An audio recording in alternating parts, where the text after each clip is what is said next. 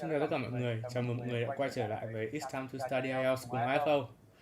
Như mọi người có thể thấy thì hôm nay do một số trục trặc kỹ thuật nên chúng ta sẽ có một chiếc camera không được hiện đại cho lắm.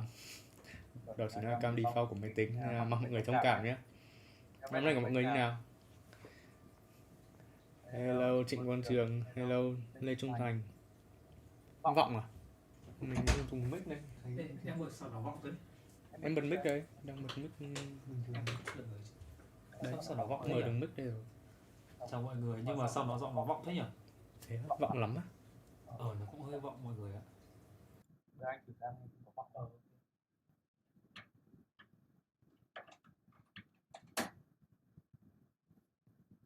Hello, có ai nghe gì không? Mình đang không biết là có nghe được mình nói không. Hello, có ai nghe gì không? Phải cho tôi một dấu hiệu.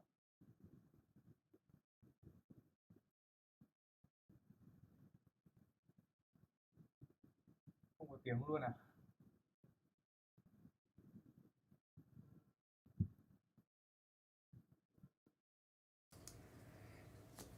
Vọng lắm mọi người. Vọng lắm luôn á. Mọi người nghe tiếng to hơn chưa? Alo 1, 2, 3, 4. Rất sorry mọi người là hôm nay hơi nhiều trục trặc kỹ thuật.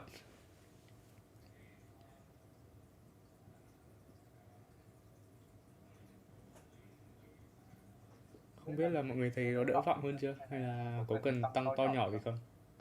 Không, anh đang dùng một máy Trịnh Quang Trường ạ. Vẫn đang setup như mọi hôm thôi, khác mọi cái camera. Trong trường hợp này thì có lẽ là hôm nay chúng ta sẽ bớt chia sẻ lại và tiến thẳng đến phần video nhỉ. Nên là hôm nay mình sẽ teach mọi người một vài video của chúng ta hôm nay, bao gồm có penalty question với Roger Federer là một người chơi quần vợt vừa nghỉ hưu, một huyền thoại trong bộ môn tennis với bạn nào quan tâm. Hay là sẽ có IELTS Untitled cùng thầy Tùng và Khánh Vi, hay là có Musketeer Zone cùng với thầy Đặng Tùng, cùng với rất nhiều video khác nữa. Mình sẽ tease các bạn một chút này thôi. Sau hôm nay mic có vẻ hơi vọng nên là chúng ta sẽ bớt phần nói chuyện lại và sẽ đến ngay video nhé. Đầu tiên, mời các bạn sẽ xem IELTS Musketeer Zone cùng với thầy Đặng Tùng. Và khi mà thầy chia sẻ về kỹ năng speaking, nếu mình nhớ không nhầm, khá chắc là speaking. Mời các bạn thưởng thức nhé.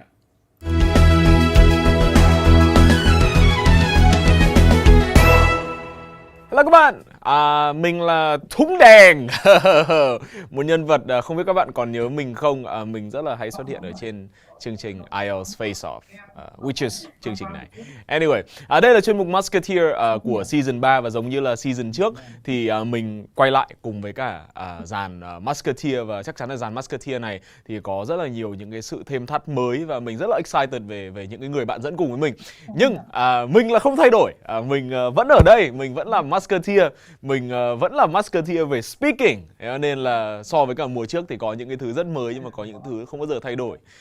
Nhưng mà mùa này không chỉ là chúng ta có những Musketeer mới, tất nhiên chúng ta sẽ có những cái nội dung để chia sẻ mới. Và nếu các bạn chưa biết thì những cái gì mà Musketeer chia sẻ thì nó sẽ tương đương với cả những cái tips mà bọn mình có đề ra ở trong những cái số của IELTS Face-Off. Nhưng mà Musketeer Zone là cái lúc mà bọn mình expand cái idea đó ra và chỉ cho các bạn một cách nó kỹ lưỡng hơn. Chúng ta expand nhiều hơn, chúng ta đào sâu suy nghĩ một số các cái technique để chúng ta áp dụng cho 4 phần: listening, writing, reading, speaking.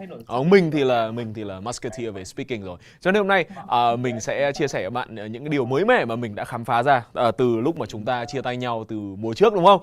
Thì đến năm nay mình đã thi rất là nhiều lần và mình cũng có rất là nhiều các cái phát hiện mới, những cái chân lý mới để chia sẻ cho các bạn, những cái technique mới. Và tất cả mọi thứ mà mình muốn tập trung ở trong cái mùa này cũng như là trong cái philosophy dạy của mình bây giờ ấy, đó là how to be natural. Làm thế nào để chúng ta nói như là một người tự nhiên, một người bản địa thực sự đúng không? Chúng ta không pretentious, chúng ta không kiểu giả vờ nguy hiểm đấy, mà chúng ta nói thế nào một cách nó tự nhiên nhất và cố gắng càng nói thật càng tốt, được chưa? Thì mình sẽ chia sẻ với các bạn từng tip một, và bắt đầu với hôm nay cái mà mình nghĩ là nó là nền tảng nhất, đó là làm thế nào để nói nhiều hơn, hay nói cách khác là how to take your fluency to the next level.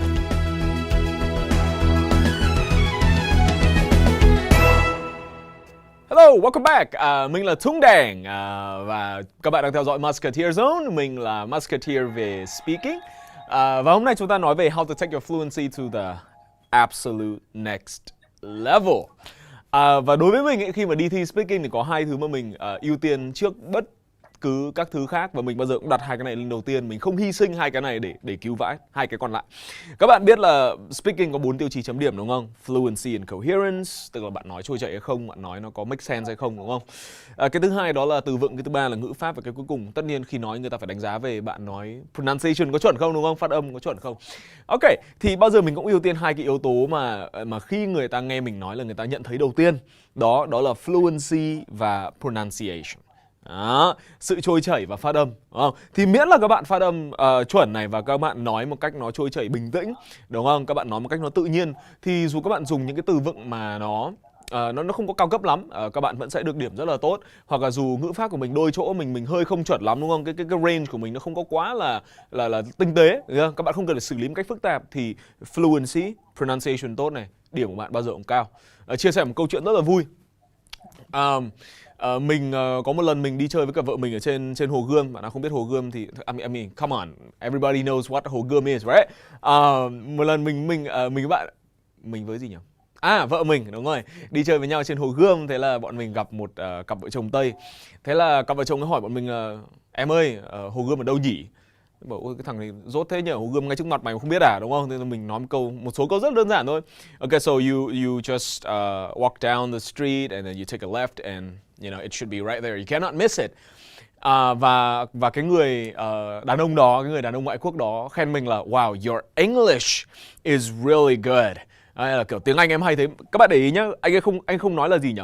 Phát âm của em hay thế mà anh ấy nói là gì? Tiếng Anh của em hay thế, tức là pronunciation gần như là một cái sứ giả và đại diện cho kiểu như là tất cả các khía cạnh của speaking luôn, đúng không? Kiểu người ta nghe thấy pronunciation của mình là chuẩn thì người ta sẽ thấy là tiếng Anh mình chuẩn. Ok, và tương tự như vậy cái fluency nó cũng có một cái tác dụng nó tương tự, đúng không? Nếu chúng ta nói nuột thì người ta mặc định người ta sẽ nghĩ là tiếng Anh của mình nó rất là tốt. Đấy. So anyway, làm thế nào để chúng ta đưa fluency tới next level thì mình cần phải hiểu được là trong cái tiêu chí fluency ấy, thì bài thi nó expect gì từ mình. Thì nó có rất nhiều thứ mà nó expect, nhưng mà mình sẽ nói một số các yếu tố đơn giản nhé. Đó là câu trả lời nó phải tương đối là nó không phải dài lắm nhưng mà nó không được ngắn, đúng không? Trong cái tiêu chí chấm điểm về fluency nó có một cụm từ đó là speak at length.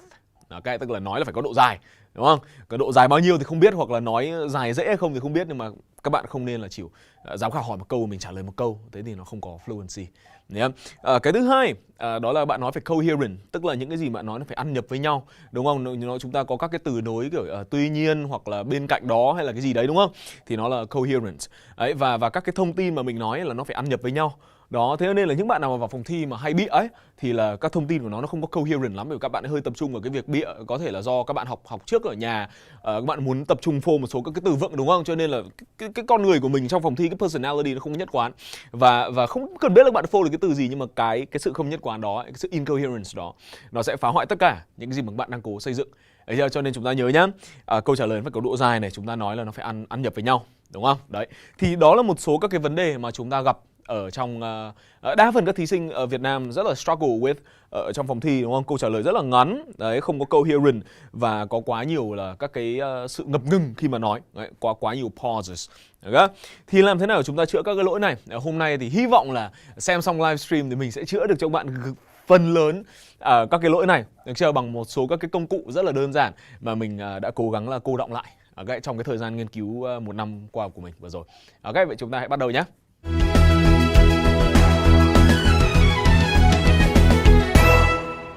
Hey, nếu các bạn quên tên mình nói lại một lần nữa nhé. My name is Thương đảng. Anyway, chúng ta vừa mới identify một số các cái vấn đề về việc nói trôi chảy trong phòng thi đúng không? Câu trả lời nó hơi ngắn, câu trả lời không nhất quán với nhau và chúng ta ngắt nghỉ hơi nhiều trong phòng thi. Được chưa? Vậy cái chuyện ngắt nghỉ nhiều tất nhiên là nó luyện tập quen. Các bạn biết là mình sẽ phải nói cái gì thì mình mới không ngắt nghỉ nhiều đúng không? Thế cho nên mình sẽ dạy cho bạn một số các cái công cụ để chúng ta có thể nối dài câu trả lời làm sao cho nó nhất quán nhé. Trong phòng thi các bạn có thể sử dụng một số technique như sau. Cái này là cái mà tất cả mọi người đều phải biết làm, đó là talk about yourself.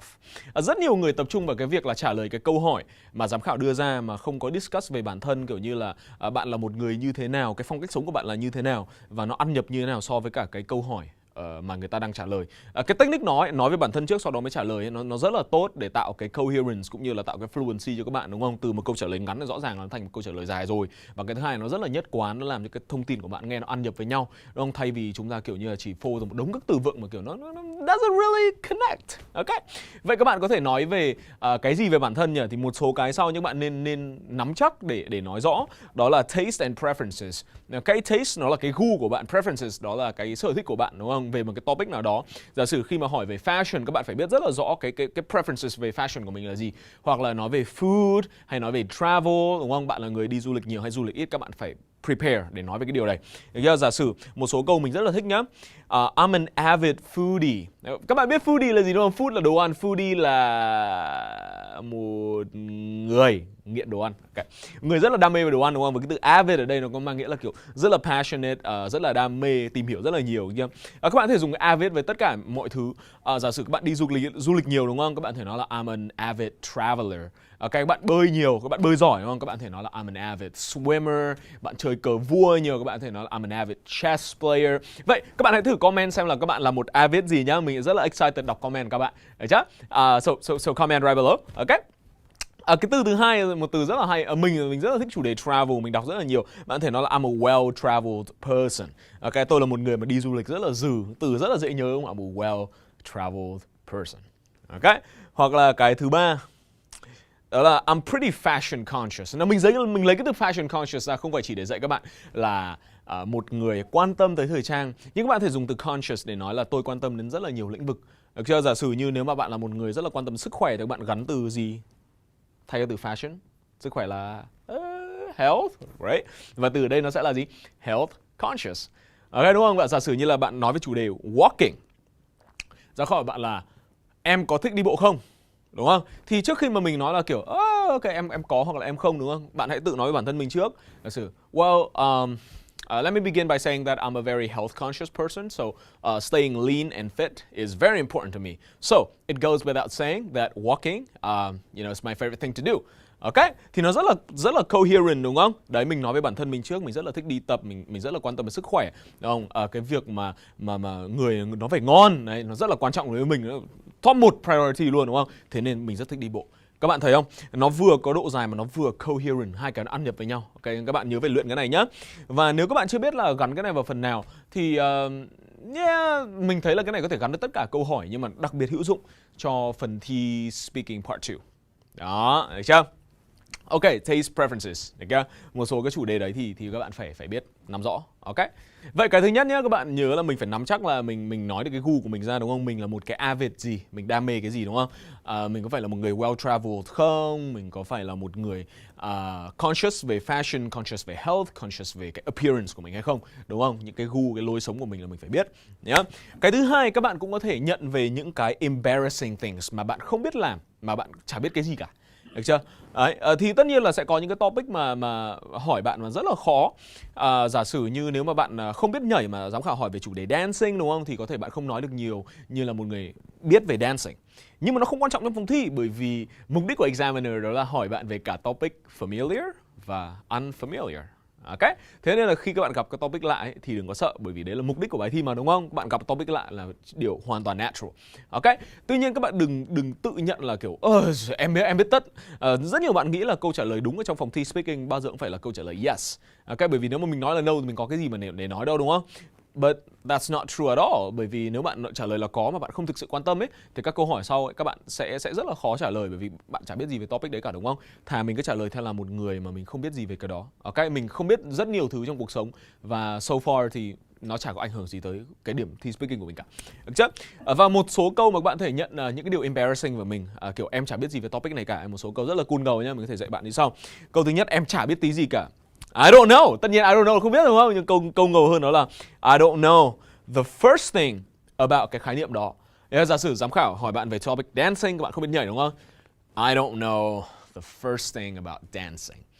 Và các bạn nhớ là phải chèn kiểu cảm xúc của mình vào nha, kiểu cảm giác là rất là chán nản, cảm giác là kiểu rất là tuyệt vọng luôn. Ôi topic khó quá, diễn một chút đúng không? Ok. So I don't know the first thing about dancing. Ok. Hoặc là giám khảo hỏi bạn về đồ ăn thì bạn không biết về đồ ăn nhiều lắm đúng không? To be honest, you know, I eat every day, but I don't know the first thing about food and culinary arts and all that shit. Oh, shit.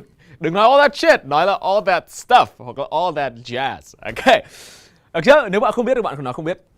Giả sử nha, mình rất là hay gặp những câu speaking part 2 mà nó khó ấy. Giả sử kiểu miêu tả một quyển sách hoặc miêu tả một cái bảo tàng nào đó đúng không? Đấy, giả sử với chủ đề bảo tàng, mình không bao giờ đi bảo tàng cả. Mình có đi 1, 2, 3 lần gì đấy. Mà rõ ràng mình không biết nhiều đúng không? Thì mình nói là well, to be honest, I don't know the first thing about museums and history, so this question is a little bit tricky for me. Ok, tự nhận những cái phần đấy trước để tạo cho mình fluency, tạo cho mình coherence, ok, làm cái câu chuyện của mình nó ăn nhập hơn. Được chưa? Thì tí nữa ấy, dù bạn có nói được ít ấy, thì nó vẫn hợp lý với giám khảo bởi vì bạn nói từ đầu là bạn không biết rồi mà đúng không? Câu thứ hai các bạn thể nói mình không biết đó là gọi với câu I don't have a clue không? Tôi hoàn toàn không biết tí gì ấy. Thì mình rất là thích cái tính từ của từ clue, đó là từ clueless. Ok, I am absolutely clueless about cái topic đó. Yeah, I'm absolutely clueless about cái topic đó. Tôi hoàn toàn không biết cái tí gì cả. Hôm trước mình vừa dạy học sinh mình một câu đó là describe a person who dresses well. Okay. Miêu tả một cái người mà ăn mặc đẹp. Và rõ ràng là trong lớp sẽ có những bạn mà rất là fashion conscious, nhưng đồng thời có những bạn mà chả biết tí gì về fashion cả đúng không? Không quan tâm, không bao giờ đọc. Ok, thì bạn ấy bắt đầu bằng câu này. To be honest, I am absolutely clueless about fashion and clothes. However, I do admire this person who I think dresses pretty nicely. Ok, đúng không? Thì nó rất là coherent. Okay. Câu 1 nhá, tôi không biết thứ đầu tiên về cái này, hoàn toàn không biết cái gì. Thứ đầu tiên mà không biết còn biết cái gì đúng không? Câu thứ hai, I'm absolutely clueless about this. Ok, các bạn nói từ này mình rất dễ nói. Clueless. Cách nói thứ ba này, khi mà bạn muốn nói là bạn không biết gì hoặc cụ thể hơn trong trường hợp này đó là bạn không biết làm gì ấy. Những câu hỏi về ability là từ kiểu singing, music, dancing, swimming, sports, things like that, đúng không? Thì nếu các bạn không biết làm cái topic đó, không biết làm cái hoạt động mà giám khảo đang nói ấy, các bạn có thể nói là tôi không biết làm việc đấy to save my life. Ý nghĩa của idiom này là kiểu dù cho cuộc sống của mình nó có depend, có dựa vào, đúng không? Nó là một cái khoảnh khắc mà kiểu life and death, bắt mình phải làm cái việc đó mình cũng không biết làm, đúng không? Giả sử I can't dance to save my life, I can't cook to save my life. Okay, I can't play sports to save my life. Được chưa? Thì cái này hơi khó dùng một chút bởi vì nó là câu hỏi, nó là một câu nói về khả năng, đó, ability. Nhưng mà đa phần hai câu bên trên nhá, các bạn học xong các bạn sẽ thấy rất là dễ. Đấy là vào cái topic mình không quen phanh bật ra luôn. Okay, đúng không? Em hãy nói cho anh về giấc mơ đi. I don't know the first thing about dreams. Okay, em hãy nói cho anh về lịch sử đi. I'm absolutely clueless about flowers, history or something like that, đúng không? Okay, so hai câu trên nhá, rất là dễ dùng. Nhưng mà đừng có topic nào cũng dùng ấy nhá. Kiểu giám khảo vừa mới hỏi một câu phát I don't have a clue, I'm clueless. I don't know the first thing about whatever it is that you're talking about. No, chỉ dùng những cái gì mà mình thực sự không biết đấy nhá, chứ không diễn. Đấy nhá. Mình không cố gắng thắng giải Oscar ở đây, ok? Và chúng ta có taste and preferences, các bạn phải biết nói này. Chúng ta có embarrassing things about yourself, các bạn có thể tự nhận về bản thân mình này. Và cái cuối cùng mà bạn nên biết nói bản thân mình đó là the past. Okay, past experiences. Okay. Oh, okay, there we go. Và có rất là nhiều mẫu câu chúng ta có thể dùng để chúng ta nói về cái trải nghiệm trong quá khứ của mình. Cái này nó khá là đơn giản thôi, nhưng nó không có gì nó advanced quá cả. Các bạn thấy nó là kiểu when I was a kid, mình chia sẻ cái trải nghiệm cá nhân của mình một chút. Tất nhiên là nếu mà mình có cái gì interesting thì mình mới chia sẻ nhé, còn không thì bạn không cần phải nói về quá khứ, đúng không? Đấy. So when I was a kid or back in the day, đây là cái câu rất là hay đúng không? Cái hồi đó, back in the day, hoặc là a while back, yeah, lâu trước đây rồi. Okay, đây là những cái mẫu câu nó khá là natural, thay vì là kiểu 3 months ago, 3 years ago, đúng không? Thì những câu này nó tương đối là natural, người bản địa người ta dùng rất là nhiều để người ta nói về quá khứ. Ok, thế nếu mà các bạn có một cái biến động gì đó trong quá khứ mà kiểu rất là hay muốn chia sẻ với giám khảo, đúng không?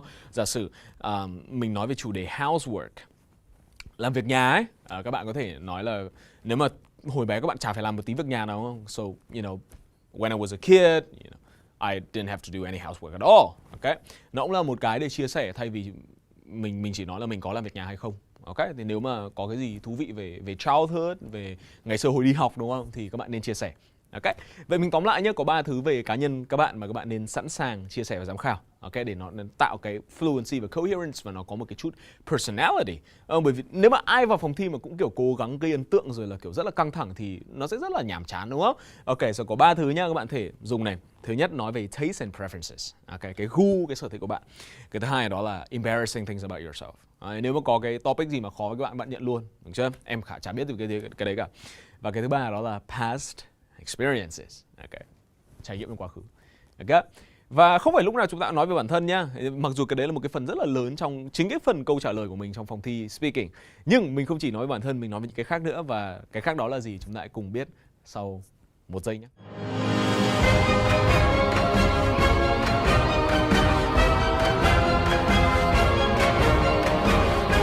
Trung thu nhiều quà hay, Tiki giao hàng ngay. Và đó là một số thứ các bạn có thể nói với bản thân mình. Mục đích của chúng ta đó là tăng fluency, tăng coherence, đúng không? Tăng your band score. Và sau khi mà mình biết là mình nói gì bản thân mình rồi, các bạn nhớ cái bước thứ 2 của chúng ta ấy, đó là chúng ta phải connect với cả các cái previous answers. Okay. Kết nối với cả câu trả lời trước, tức là mình phải biết là mình trả lời cái gì rồi. Và khi mà trong cái quá trình mình trả lời ấy, mình có nối lại một số các cái câu trước ấy, thì nó sẽ rất là coherent. Ok, giả sử một số câu đơn giản thôi, kiểu như em đã nói bên trên ấy, đúng không? Đó, vậy chúng ta phải biết chia sẻ về bản thân mình đúng không? Mình cái personality của mình rất là hay. Và mình biết là các bạn có rất là nhiều thứ hay để chia sẻ với cả giám khảo. Chúng ta chỉ cần kiểu như là just get it out, you know?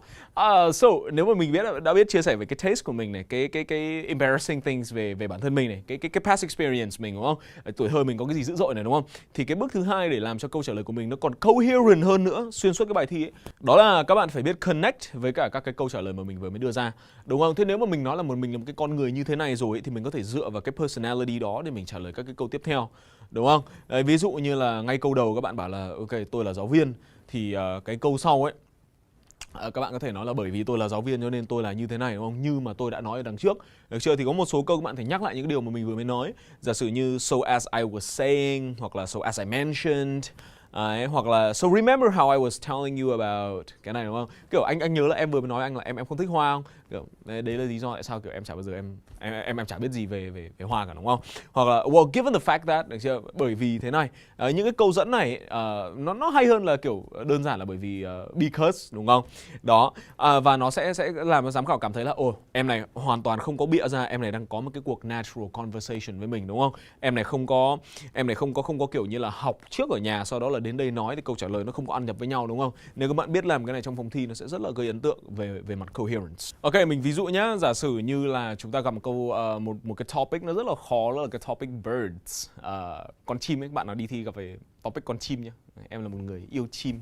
Ok, thì nếu mà câu trước các bạn giám khảo hỏi bạn một câu đó là do you like birds? Đấy, em có thích chim đúng không? Bạn chả biết gì về bird đúng không? Bạn trả lời câu gì? I am absolutely clueless, okay, about birds, so I don't know what to tell you. Thì câu sau ấy, nếu mà giám khảo hỏi là have you seen many different kinds of birds, đúng không? Em có thích chim không? Đúng rồi, em đã nhìn thấy nhiều loại chim chưa? Đấy, thì các bạn có thể nối với cả cái câu trước nhá, thay vì mình nói là kiểu yes or no luôn, đúng không? Mình nói là kiểu well, you know, remember how I was telling you about how I don't like birds? Well, actually, I don't know a lot of, you know, bird species at all, okay? Đúng không? Thì nó nghe sẽ coherent hơn là việc mình chỉ nói là mình có biết hay không biết. Các bạn hiểu ý mình không? Chúng ta link với cả những cái thông tin mình vừa mới trả lời. Ok, và càng về cuối ấy, đúng không? Chúng ta càng đưa ra nhiều thông tin rồi, các bạn càng có nhiều cái để bạn link về bên trên. Đấy, thì nó sẽ rất là coherent. Okay, một cái mình rất là hay làm trong phòng thi, rất là để ý là mình đã trả lời cái gì rồi. Ok, bây giờ mình đến với cả technique số 3 nhé. Và technique số 3 này, sau khi chúng ta biết là nói về bản thân rồi đúng không? Chúng ta biết là connect với những cái gì mà mình nói với bản thân. Cái tiếp theo mà mình luôn luôn làm khi mà mình trả lời trong speaking đó là mình đưa ra các sự so sánh, make comparisons. Ok, mình thấy rất ít bạn so sánh và cái này là một cái công cụ mà để nối dài ra và giúp các bạn phát triển ý tưởng một cách rất là tuyệt vời. Bởi vì bao giờ nó có hai mặt vấn đề. Nếu mà bạn đang rất chê cái gì đó thì các bạn bao giờ cũng có thể so sánh cái ngược lại, đúng không? Để mình khen, được chưa? Thì mình có một số cái mình có thể so sánh, giả sử như nếu mình đang nói về bản thân nhá, mình hãy so sánh bản thân với cả người khác xem là mình có phải là dị không hay là mình là một cái này nó rất là phổ biến. Như giả sử Nếu các bạn có một cái sở thích nó rất là kỳ dị chẳng hạn, đúng không? Hoặc là những cái thông tin mà mình đưa ra về bản thân nó hơi kỳ dị một chút, thì bạn có thể nói là well, em biết là cái này nghe có vẻ nó hơi kỳ. Ok. So, các bạn có thể dùng cái từ kỳ như sau nhé. I guess this is quite peculiar. Ok, peculiar là một cái gì rất là dị ở bản thân bạn. Đấy không? Hoặc I know it may sound very bizarre. Ok, em biết là cái này nghe nó vẻ hơi kiểu kinh ngạc đối với cả anh, đúng không? Giả sử các bạn bảo là gì nhỉ? Giám khảo hỏi là sở thích của em là gì, đúng không? Bạn bảo là sở thích của em là sưu tầm ve chai, đúng không? Anyway, thì các bạn có thể nói là you know, I know this sounds very bizarre, but you know, collecting ve chai is my passion. Ok, thì nếu mà mình biết comment là cái của mình nó là dị hay cái của mình nó là không dị, nó sẽ rất là gây ấn tượng với giám khảo, bởi vì nobody does this. Ok, các bạn phải làm cái này nhiều hơn nhé. Còn nếu mà mình rất là bình thường, đúng không? Những cái gì mà mình thích nó rất là bình thường, thì bạn có thể nói là and I guess this is the norm. Ok, ở Việt Nam chẳng hạn, được chưa? Kiểu em có làm việc nhà không? You know, I don't really do housework, and I guess this is the norm in Vietnam. Most people, you know, don't have to do housework, something like that. Được chưa? Đấy, nếu dị nhá, peculiar hoặc là bizarre, nếu mà bạn rất là bình thường, đúng không? Thì nó là the norm. Ok. Các bạn biết the norm là danh từ của cái tính từ normal, đúng không? Điều rất là bình thường, được chưa? So, pretty cool. Ok, và giả sử kiểu do you wear hats? Bạn có đội mũ không, đúng không? Thì tất nhiên là người Việt Nam thì chắc là chỉ có đội đúng một loại mũ thôi, đó là mũ bảo hiểm. Thì các bạn sau khi mà mình nói xong, mình có thể comment là có người khác giống mình không, đúng không? You know, this is a very weird question. In Vietnam, I only wear a helmet when I'm driving, and I guess this is the norm in this country. Well, a lot of people also wear helmets. Okay, so có những cái sự so sánh như vậy thì câu trả lời mình nó có màu hơn rất là nhiều. Một cái cách mà mình có thể so sánh bản thân với người khác ấy, đó là các bạn có thể nêu ra suy nghĩ số đông, đặc biệt nếu mà đấy là một cái suy nghĩ nó hiểu nhầm một chút, đúng không? Bằng câu này, there is a common misconception that. Ok, khi mà mình đưa ra một cái câu trả lời gì đấy của mình, giả sử nhá, sở thích của em là gì? Em thích chơi game, đúng không? Đấy, thì mình so sánh xem là người khác nghĩ gì về game và mình nghĩ gì về game. Ok, thì mình hay dạy học sinh mình cái câu này, xong rồi nói là gì nhỉ? So I'm a big fan of video games, and there is a misconception that video games are bad for you. Đúng không? Xong em nghĩ thế này chẳng hạn, đúng không? Những cái câu dẫn nó rất là mượt so sánh cái quan điểm của mình với cả cái quan điểm của xã hội chẳng hạn. Được chưa? So, this is very, very cool. Ok, và có rất là nhiều phiên bản khác mà các bạn có thể xem phim, hoặc là các bạn có thể đọc báo, đọc truyện hay là cái gì đó để chúng ta khám phá những cái câu so sánh như này. Đấy, nhưng mà khi mình nói ra cái thông tin bản thân mình nhá, mình nhớ phải so sánh với cả người khác nữa. Ok. Và cái thứ hai các bạn có thể so sánh. Cái thứ hai đó là các bạn có thể so sánh với cả một cái gì mà nó ngược hẳn lại với cái gì mà mình vừa miêu tả. Nghe hơi kiểu lý thuyết chung chung, đúng không? Giả sử các bạn bảo là cái chỗ này nó rất là tuyệt vời, các bạn hãy so sánh với cả mặt bằng chung mọi thứ khác nó có tuyệt vời như thế không, đúng không? Bạn miêu tả một cái quán cà phê, ôi giá vừa rẻ nha, nhân viên là đẹp trai nha, đồ uống là ngon nha, đẳng cấp là 5 sao nha, đúng không? Và cà phê bình thường không được như thế đâu anh ạ. Đấy là chúng ta đang so sánh với những cái mà nó ngược lại. Đấy kia, giả sử nhá, có một số câu các bạn có thể dẫn tới những cái ngược lại như sau. Đa phần các bạn biết cái từ không giống như, đúng không? Unlike. Ok, mình dạy các bạn một số câu khác nhé. Giả sử câu này, this is not the case with cái khác. Giả sử kiểu cái công viên này nó rất là yên ắng, đúng không? And this is not the case with other parks in Hanoi, đúng không? Các công viên khác ở Hà Nội có rất là nhiều cái tiếng động lạ, đặc biệt là vào ban đêm, đúng không? Đấy rất là phiền em khi em đi bộ ban đêm, được chưa? Hoặc câu này, thằng này is a completely different story. Đây là một cái câu chuyện hoàn toàn khác. Ok, vậy hôm nay là mình đưa ra các bạn một số các công cụ mà chúng ta nên chia sẻ trong phòng thi, đúng không? Để tạo cái điểm nhấn cho phần thi của mình, cũng như là tăng cái fluency, tăng cái coherence của mình lên. Thứ nhất, các bạn phải biết nói gì nhỉ? Bạn phải biết share về bản thân, đúng không? Personality của mình rất là thú vị, đúng không? Mình phải biết share ra, phải show ra. Cái thứ hai ấy, khi mà mình biết nói về bản thân mình rồi, mình phải biết làm cho các cái câu trả lời còn lại nó nhất quán với cả cái personality của mình, đúng không? Well, given the fact that kiểu như là em không xem thời sự bao giờ, em chả biết gì về cái topic này đâu anh ạ, đúng không? Những câu nó rất là hiệu quả, được chưa? Và cái thứ ba, các bạn phải biết so sánh giữa hai cái đối lập với nhau, có thể là kiểu mình thì suy nghĩ thế này nhưng mà xã hội thì suy nghĩ thế khác chẳng hạn, hoặc là so sánh giữa hai cái bạn đang miêu tả, đúng không? Bạn đang rất là khen cái này, các bạn nên so schưa với cái mặt bằng chung những thứ khác để bật ra được là những cái thứ khác nó không được bằng cái bạn mà đang so sánh. Nói chung là các cái sự so sánh giữa những cái đối lập với nhau. Ok, được chưa? Thì có 3 cái technique như vậy nhá. Nói về bản thân, ok, connect cái câu trả lời với cái cá tính của mình, và cái thứ ba đó là so sánh liên tục. Đấy á. So always do that. Và khi mà các bạn có rất là nhiều đề IELTS speaking trước mặt, đúng không? Các bạn phải rất là để ý là mình có đang làm thế hay không. Và nếu mà cái câu trả lời của mình nó ngắn, đúng không? Mình hãy thử explore các cái option mà mình đưa ra trong hôm nay. Ok, sounds good. Ok. Nào, và bây giờ chúng ta sẽ đến với cả phần không thể thiếu trong chuyên mục Musketeer Zone. Đó là chuyên mục Q&A. và từ đầu livestream đến bây giờ thì mình nhận được rất là nhiều các câu hỏi của các bạn comment ở dưới phần comment. Okay. Và mình xin phép được chọn ra một số câu tiêu biểu để trả lời nha, một số câu rất là nhức nhối. Câu thứ nhất là em có nên học thuộc câu trả lời khi mà em đi thi speaking hay không? Well, thuộc hẳn thì không. Đấy là câu trả lời ngắn, bởi vì giám khảo được train là phát hiện ra khi nào bạn đang kiểu như là nói một cách rất là máy móc, mình học thuộc ở nhà xong mình đến kiểu như là copy paste ra, đúng không? Người ta được train để phát hiện ra cái điều đó, cho nên là nó không có work. Và cái thứ hai là mình nghĩ cái đây nó sẽ làm cho cái việc ôn tập IELTS của bạn nó rất là chán, bởi vì sau khi ôn IELTS xong thì chúng ta muốn là phải nói giỏi thật, đúng không? Viết giỏi thật, rồi đọc giỏi thật, rồi nghe giỏi thật, đúng không? Thế nên là khi mà chúng ta ôn speaking ấy, các bạn cũng không nên là kiểu quá bám vào các cái câu trả lời mẫu. Mặc dù mình không nói là không dùng câu trả lời mẫu nhá, bởi vì rõ ràng là những cái câu trả lời mẫu nó là một cái nguồn reference rất là tuyệt vời. Mình đang không có một cái resource gì, đúng không? Mình học của một cái người khác, cách mà người ta xử lý từ vựng này, cách mà người ta phát triển idea, mình có thể học rất nhiều thứ, đúng không?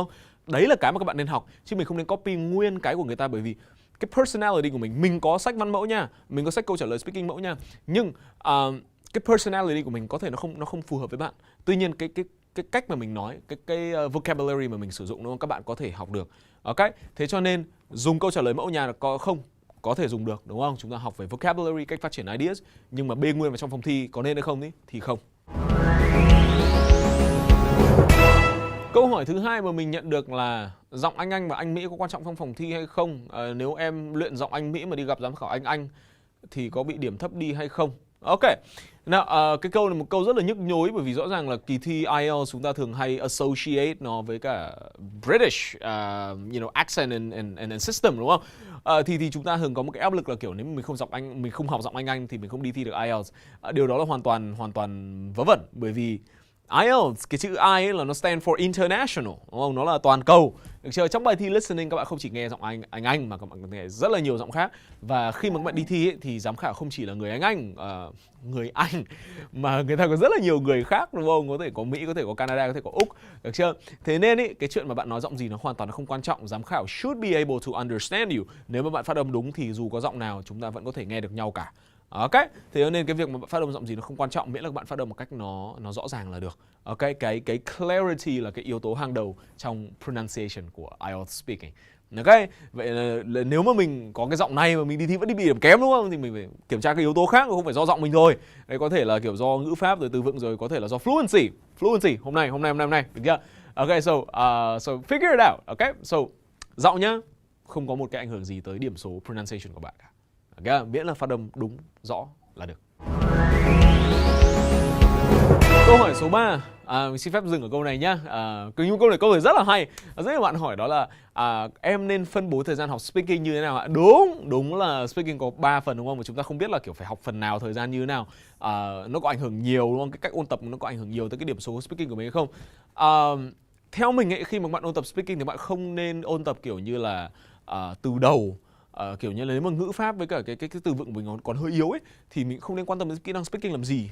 Mình sẽ chỉ thực sự ôn speaking vào khoảng độ 1-2 tháng trước khi mình đi thi thôi. Bởi vì ôn speaking ấy, ôn dàn trải nó không có practical lắm, mình cần có người luyện cùng mà, đúng không? Thì khả năng mà các bạn có một cái người mà đi theo mình được suốt một cái chặng đường là kiểu 6 tháng 1 năm ấy thì nó không có khả thi lắm. Nhưng mà nếu mình có một cái study group mà mình học một cách tập trung với nhau trong khoảng 1-2 tháng nó hiệu quả hơn rất là nhiều so với việc là kiểu mình học một cách dàn trải. Ok. Và khi mà mình học ấy thì tùy với cái quỹ thời gian mà bạn có, speaking và kỹ năng rất là tuyệt vời. Nếu mà kiểu có ít thời gian vẫn học được, có nhiều thời gian càng tốt, đúng không?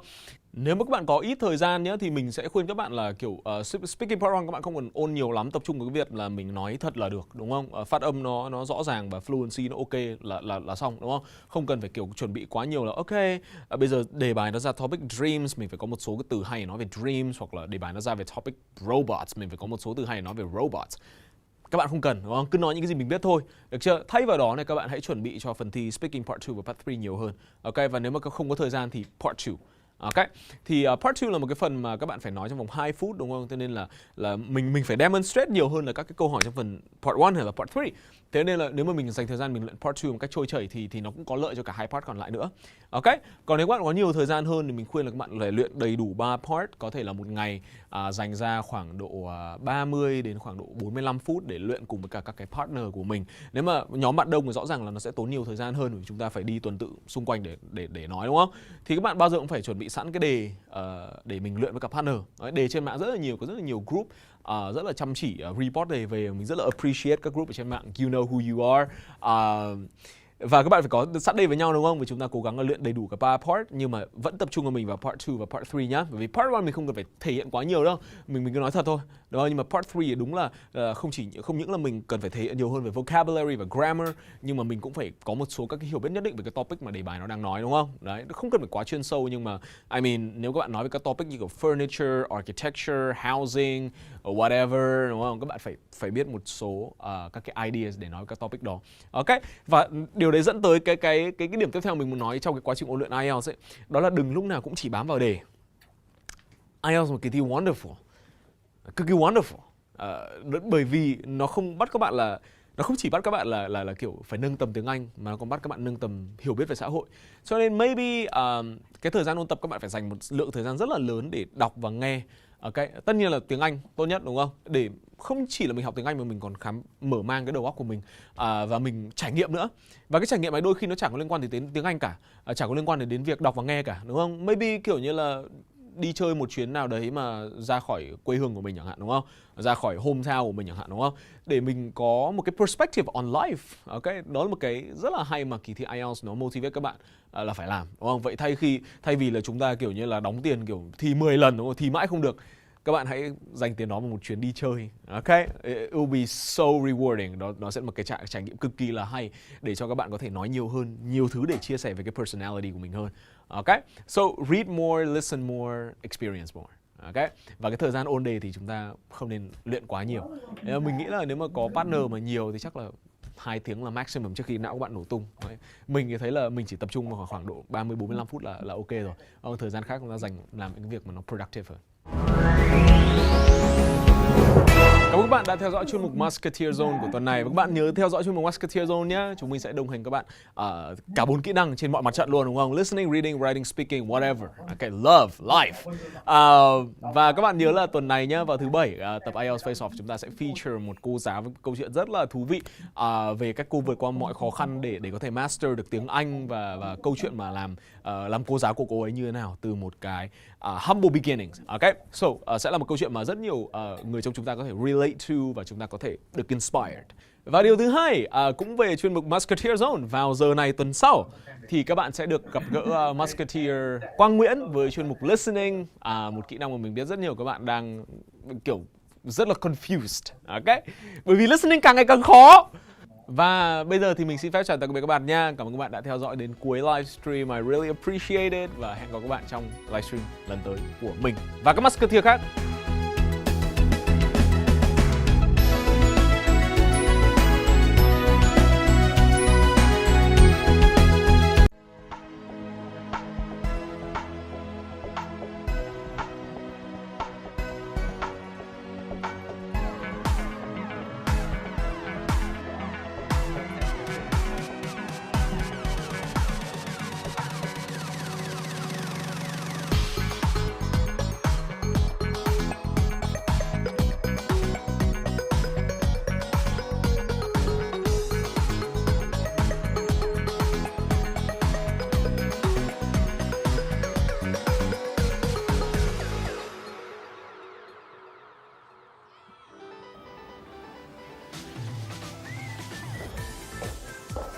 And right now is She is 20 years old at heart. Her measurements are a mystery. Did you call me? She's from Ho Chi Minh City. She loves crafts and science. No way, no, I'm not doing this. No. Get someone else. And yes, welcome her to IFO stage. Okay, fine. I'm gonna try. See, it's not easy. You know, just walking in these heels, it's a lot of work. And for the people that are trying to, participate in social things, for people that want to shine, I think it's a lot of work. And, in this episode, Shine with Australia, wherever we are, I think there are two wonderful guests to really portray this notion. And I want to introduce our guests, and I'm going to practice my walk, and we're going to get started with this episode of IFO. So, see you in a bit. Have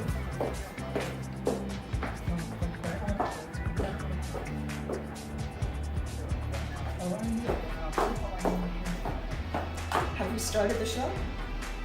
Good. I'm going to continue practicing.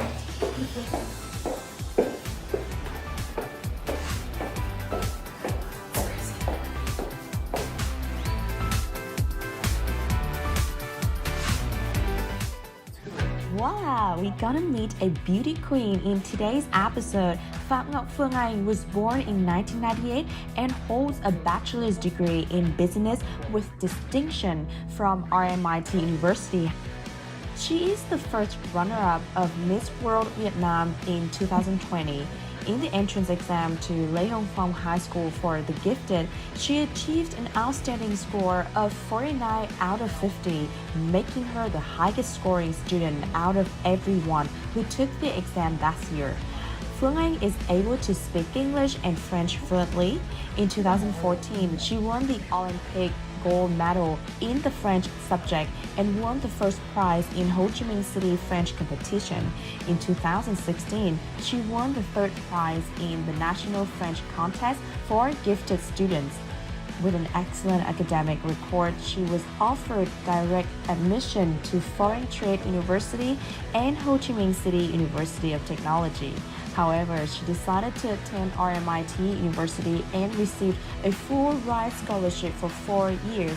Let's go and meet her right now.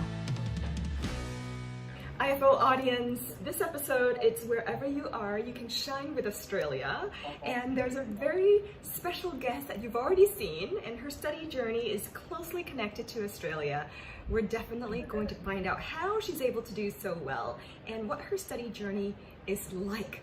And the fact that she is a beauty queen, I hope it's something that's quite special and something that's quite enjoyable for all of our audiences to view. So Phương Anh, welcome to the show. Hi everyone. Hi to Phoebe. It's a pleasure for me to be here on the show. Okay, it's so great to have you. It's so great to have you on the show. You know, in such a special type of filming situation.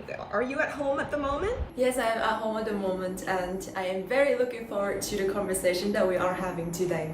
Yeah, I'm at home as well, and you know, it's always so great to be able to see what people's homes look like and the kind of background in which they live in, right? So, you know, a lot of people have read through your profile. If they Google your name, you know, it's quite clear that you know, your academic achievements are quite good. You've won 2 scholarships for both undergraduate and masters, and you've also won a number of French prizes, right? Why transition from a French learning system to an English one and with an Australian school like RMIT? This is such an interesting question. For me, at the age of 18, I was faced with the question whether to pursue a higher education in French or to switch to a different language. And so at the moment I thought that 12 years of studying French has already been enough for me, so I switched to English and I want to challenge myself to a new language. And I also feel like at the point I was lacking English, so I think that learning in an English speaking university would help me with that. So that's why I chose to study in an Australian university. Was it kind of like easy, or was it kind of was it a contemplation process to really transition over to the Australian system? I think like in the beginning it was very difficult for me to get used to English and to use the language in every way possible, because we have to do homework, we have to attend lectures in English, we have to communicate in English, and that was a very tough transition for me. And I also think that it takes me around 2 years for me to be comfortable with English. And I know that in order to get into RMIT University, you need to have a 6.5 IELTS.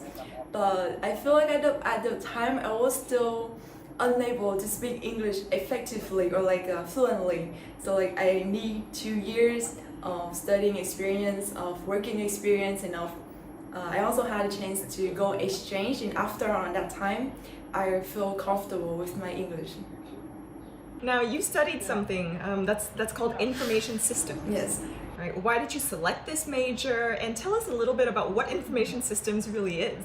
So information systems is a business major. It's like a bridge between business and technology. So it will help me learn how to apply technology into business practices. So when I was in high school, I found myself very fascinated with subjects with numbers in it. So that's why I wanted to pursue a major that has numbers in it as well.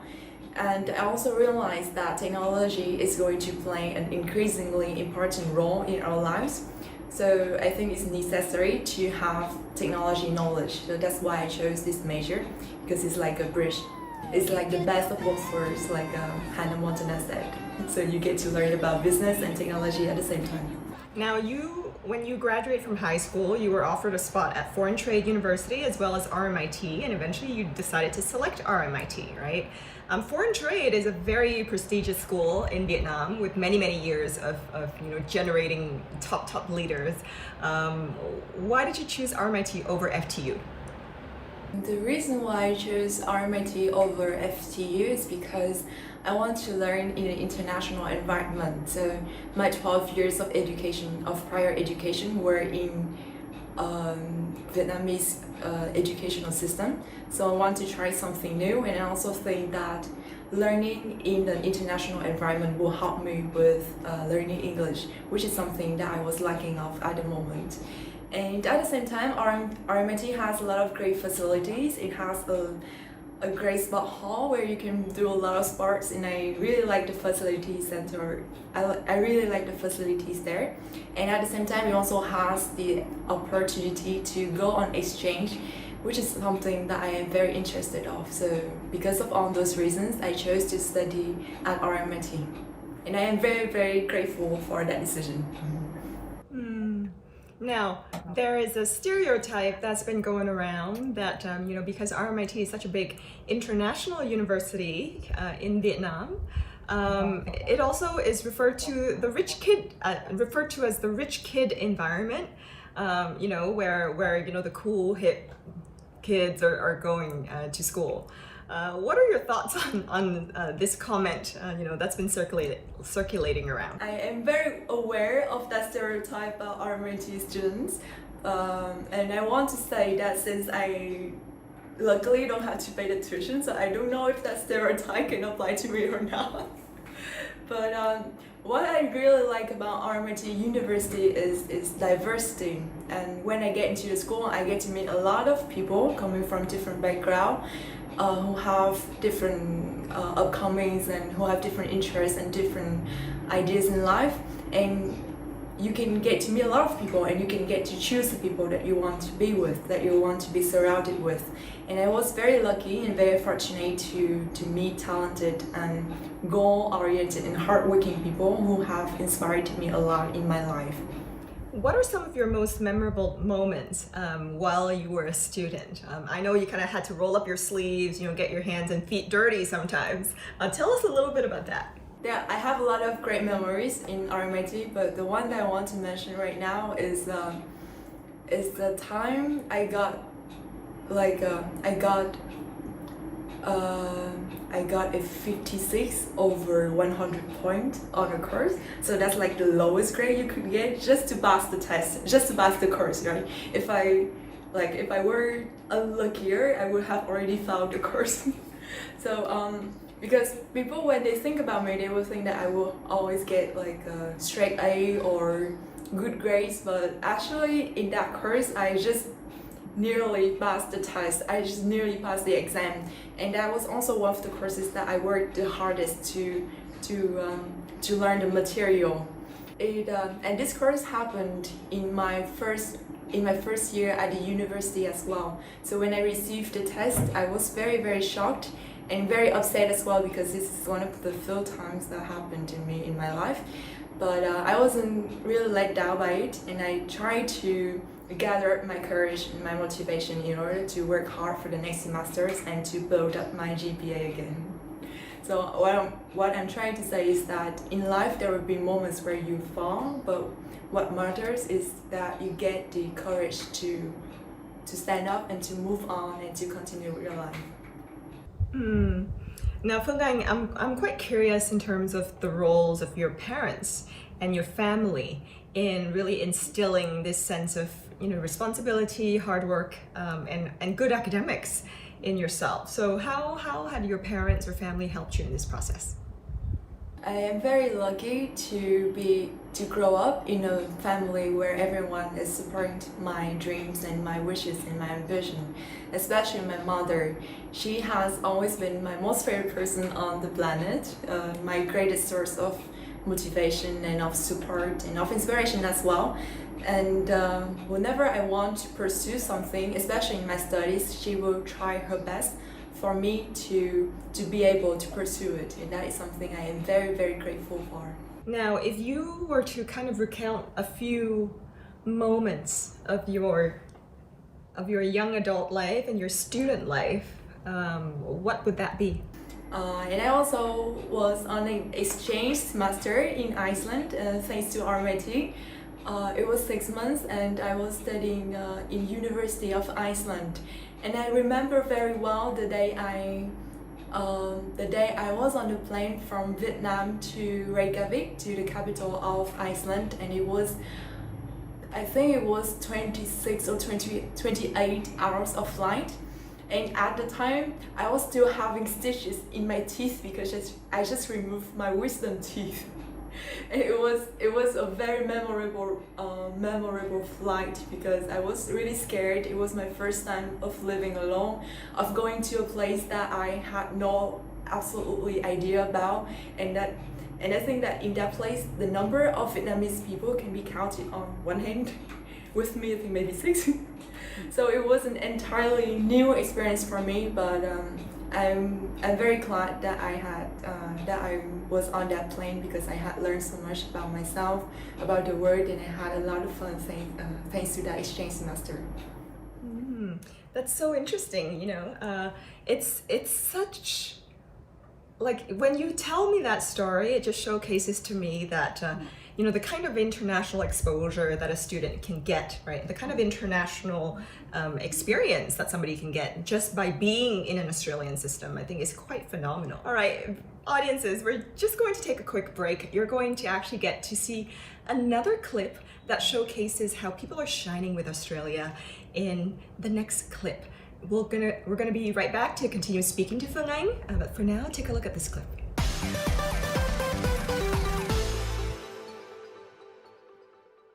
Growing up, I was always the kid who questioned everything. Getting my commerce degree with Australia was completely transformative. Being encouraged to think differently gave me so much confidence. I'm currently leading global retail product engagement for Google from New York. I love my job being at the forefront of technology. Now it's time to discover your brilliant future self. Start your Australian education today from wherever you are. Hi everyone, my name is Tùng. I'm currently studying online with lenders due to the COVID-19 pandemic. However, I'm still able to indulge myself during the course because I could actively balance between my life and my study time. Moreover, the topic coordinators and tutors are always willing to help me during my study, not only in the tutorial section, but also via emails and discussion forum. Lastly, the online learning system, which called Flow, is really user-friendly. Even a low-tech like me could get used to it easily. Hi everyone, my name is Nhung. I'm a Flinders University student. I have a great experience studying the first phase here, like being taught by professional and friendly topic coordinators who are always willing to support and share their valuable knowledge with us. And also, I have the opportunity to meet like-minded friends. We have a similar learning goal, so we find it easy to catch up, study, and support each other.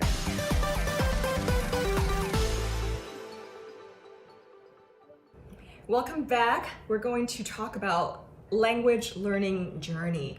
And Phương Anh is a great example to kind of show us how she acquired these foreign languages. So Phương Anh, when you joined Miss Vietnam 2020, you did something for the talent section. Tell us a little bit about what you did. I did a presentation about the beauty of áo dài in Vietnamese and in French language. So you can do a lot of different talents for that competition round. And at first, my friend suggested me to sing because it's actually very easier to prepare. Like you only need to memorize the lyrics and then boom, you're on the stage and sing. But then the organization team told me that all of the presentations will be recorded and might be published on the internet. So I thought to myself, no, I'm never going to do that. So I'm switching to a different kind of talent, which is to do a presentation in French and Vietnamese.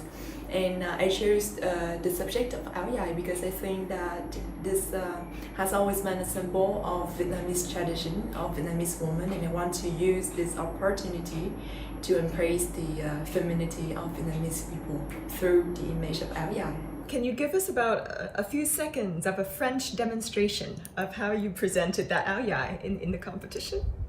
Le áo dài est l'un des symboles qui représente la féminité des femmes vietnamiennes. Et ça, c'est l'un des traits de la culture vietnamienne qui mérite la réussite de tout le monde. Et en même temps, il faut qu'on protège l'image de áo dài et il faut qu'on partage la beauté de ce symbole à tous nos amis internationaux. So you're fluent in both English and French. How did you learn both languages at the same time? Did you get confused? So I was studying French first at the age of 6 years old. And then I started to learn English since high school. And I think that it wasn't very difficult to switch from French to English because these two languages are from Latin, so they have a lot of similarities, especially in the vocabulary. And I actually, that's such a great thing for me when I started to learn English because I can read books and I can see the similarities in word, and then I would try to guess what this word means, so it's easier for me.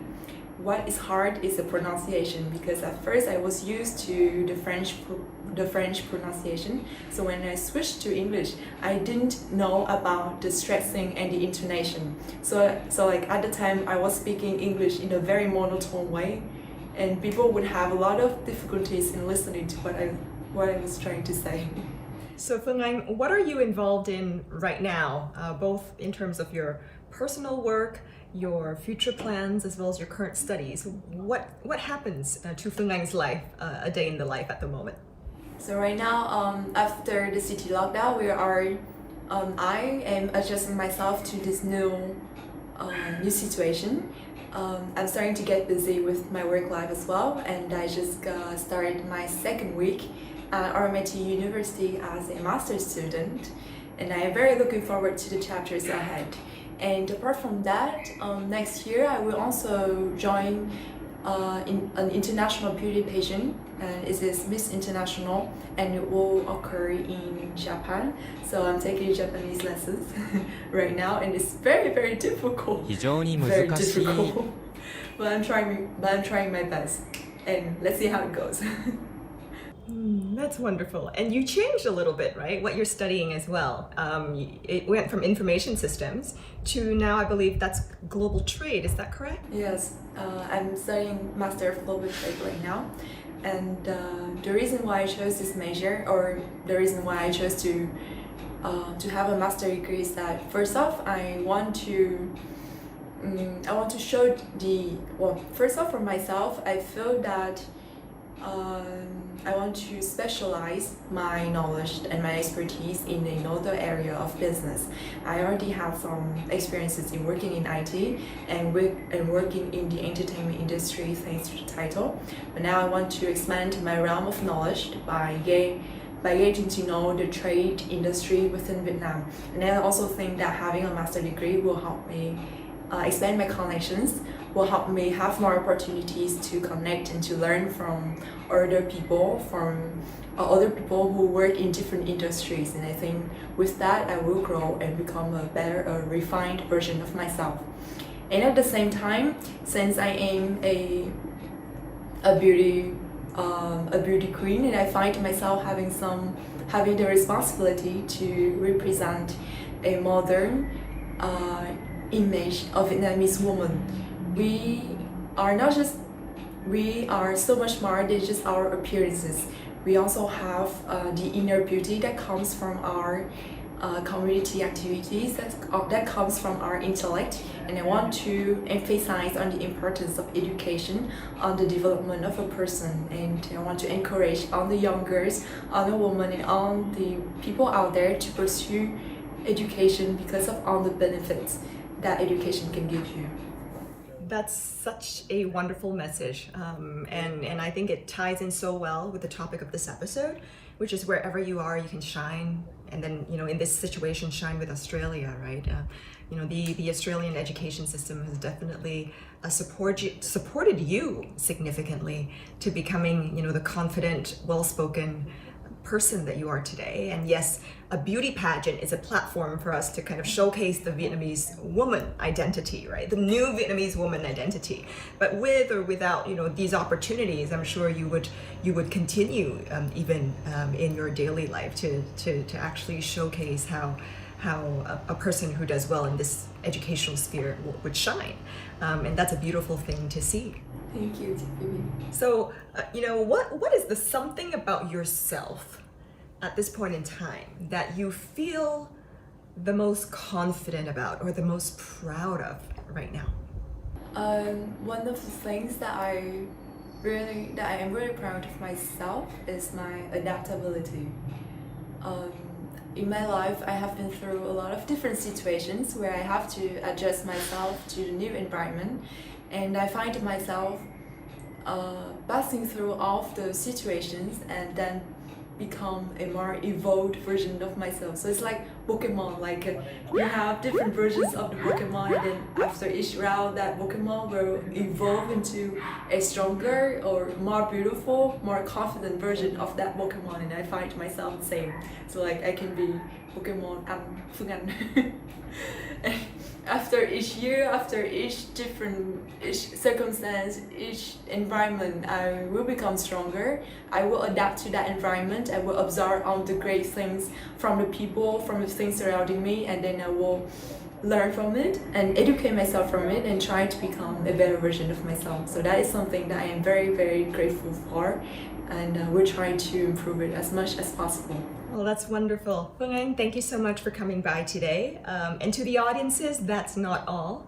We're going to continue to the next section where we're going to play a challenge with Phương Anh. And after the challenge, we're going to have more great contents to share with you today. So IFO challenge coming right up next.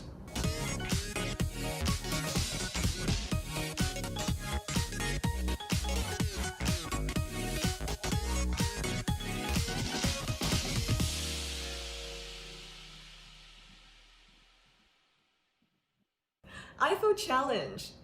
This is the time in which I get to ask beauty pageant-like questions. Whether they are really beauty pageant-like questions, I don't really know, but this is given to me by our lovely producer. And if you love the questions, we'll let you know who the producer is, the one that thought of these questions. And if you don't love the questions, then we won't let you know who the producer is. So, okay, here's the list of 5 questions, Phương Anh, and you have about 1 to 2 minutes to answer each. Okay, so this is obviously beauty pageant. What makes you different from the other contestants today? The things that make me different from the other contestants in nowadays beauty pageant contest is that I have always been a hardworking and dedicated people. Whenever I try to set myself on a goal or an ambition, then I will try my best in order to achieve it. And I will do my best within my capacity in order to improve myself and to acquire the necessary skill set and the necessary knowledge in order to get the objectives. So whether it could be acquiring new language or a new skill, or to set out for an activity, then I would try my best to be the best version of Phương Anh in such activities, and then to shine the brightest in order to mark my presence in the competitions. Phương Anh, thank you. You were right on time. Second question. Where do you see yourself in the next 5 years? I am not the type of person who will plan her life in the span of 5 years or 10 years, or even the next 3 years, because for me life is predictable and there will be a lot of uncertain factors that need to be taken into consideration. However, what I can make sure is my attitude, my mindset towards my life and towards the things that I am doing right now. So in my daily life, I will always try my best to maximize my time, my resources, and my energy that are going to be well spent and going to be dedicated into the things that make me feel joy and make me feel love. And that will be my motto in life, and that is something that I will try to keep in the next 1 year or in the next 5 years or within the rest of my life. Okay, 2 more questions to go, Phương Anh. The next question is, who is your role model? Oh, this one is easy. My role model has always been my mother. She has been my greatest source of inspiration and of motivation. She is one of the most hardworking, loving and caring people that I have the chance to meet on this planet. And I am deeply inspired by her attitude towards life and her mindset towards all the things that she's been doing. And whenever she sets out to do something, to pursue a goal, she will always put 100% of her mind, of her heart and her energy into it. And that is her ultimate advice for me as well. Whenever I'm trying to do something, to always put everything within my possibility on that matter.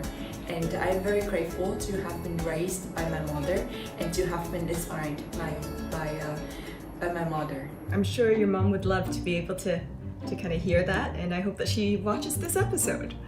All right, last question. Phương Anh, what does it mean to be a modern woman? I think that in order to be a modern woman, you need to be able to raise up your voice and to deliver a message to the audience.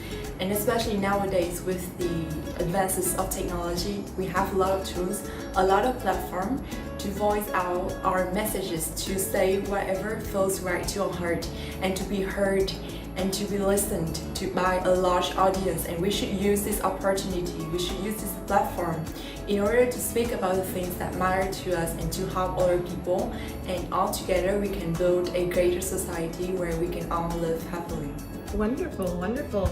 Well, you're an example of somebody who is glowing and shining and you know, step by step becoming a better version of yourself. And I think, you know, it's you know, we're very, very happy to have you on the show in this episode to really showcase, you know, wherever you are, you can shine with Australia.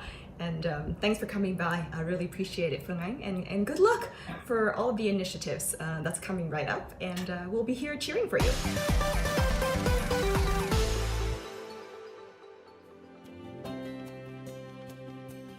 Next guest, Mr. Steven Zara.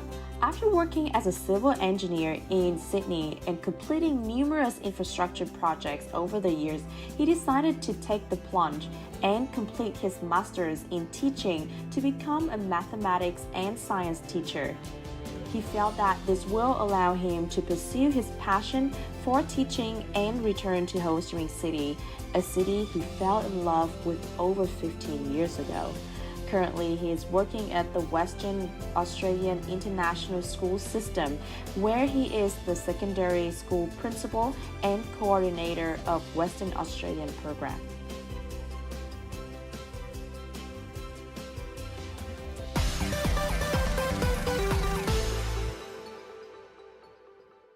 IFO audience, in this new talk, we're going to meet with a new guest. His name is Steven Zara, and he's going to tell us about the story of, wherever you are, you can shine with Australia. After working as a civil engineer in Sydney, and then he eventually came to Vietnam, and he's been here for over 15 years, I believe. No, he came to Ho Chi Minh City 15 years ago. And then he is currently working at the Western Australia International School System, where he is the secondary school principal and coordinator of the Western Australia program. So, Steven, welcome to our show. Yeah, hello, Phoebe. How are you today? I'm fantastic. How are you? I'm good now, thank you. Very good. That's wonderful. That's wonderful. How old were you when you first came to Vietnam, and how was Vietnam like through your lens back in the day? Well, I first came here in 2005, so I would have been 28. But that was only for like a short holiday for 4 weeks. So I fell in love with the country. Then I returned a year later because we would get 4 weeks annual leave. But this time, that was 2006. I was here only for a 4-week holiday, but I decided I didn't want to return to Australia. I didn't want to return back to work. So I decided to extend my holiday, and I did like a TEFL teaching course while I was here in Ho Chi Minh City. And then that 4-week holiday ended up being a 4 to 5 year holiday where I stayed in Ho Chi Minh City. I found work as a teacher, also family, children, and then after that time I returned back to Australia to get my formal teaching credentials. And you chose to teach math to the students, right? And why did you choose math? You were a civil engineer before that, which means a lot of all forms of science, and physics included.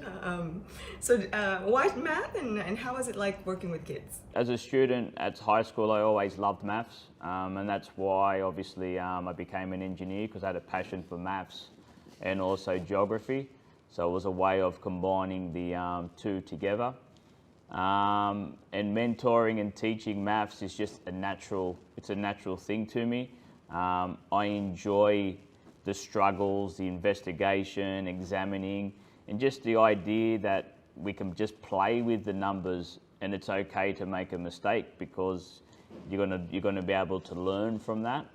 But the one thing I really enjoy about maths, like there's a common, perspective that, children don't like studying maths, but I think that's because of the way they were taught maths.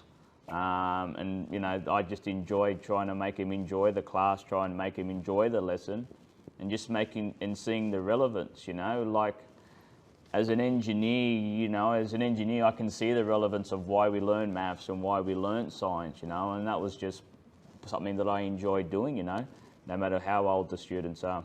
Yes, Stephen, in your opinion, what matters more? Should we follow our passion or should we follow finances? I think there's a happy medium where you can follow your passion and you can use your passion to maybe earn an income, or there's nothing stopping anyone from finding a job that's that's sustainable and able to support your family and things like that.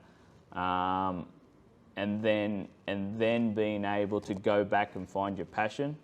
If you just give me one moment, Phoebe, for an example. Like when I left Vietnam, my sole purpose was to leave Vietnam and to get my teaching qualifications, right? That was why I left. I understood the requirements and why I needed it, and that was my goal. But then when I left, you have a young family, you have the pressures of having to live, and support and sustain them. So that's why I went back to engineering originally, to be able to build that income up and trying to get that solid backing behind me. But at the end of the day, then after 5 years, that passion, you never lose that passion. And I was still able to go back and achieve what I've always wanted to do. And that's one thing we remind our students, don't lose your dreams, don't lose your goals, because sometimes there may be a roadblock, or there may be something like a brick wall that's challenging you at the moment. But you will always find a way if that's what you really, really, really want. And that's why it's called a passion. because it's something that you really, really, really want.